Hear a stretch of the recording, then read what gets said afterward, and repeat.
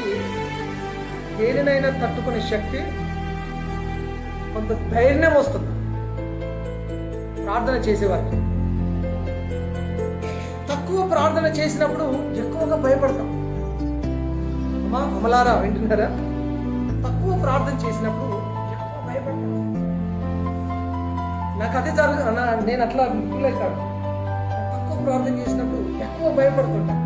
ప్రతిదానికి భయపడతాను. చివరికి హెడ్ఏక్ వచ్చినా భయపడిపోతాను. ఎందుకు కూడా చచ్చిపోతానా అన్న భయం వస్తుంది. చిన్న హెడ్ఏక్ కూడా భయం, చిన్న గాయమైన భయం, తుమ్మి వస్తే భయం, చేతులు డబ్బు లేకపోతే భయం. ప్రతి చిన్నదాన్ని కూడా భయపడిపోతుంటారు. తక్కువ ప్రార్థన చేసి ఎక్కువ భయపడుతున్నారు. అదే చెప్తున్నాను ఎక్స్పీరియన్స్. ఎక్కువగా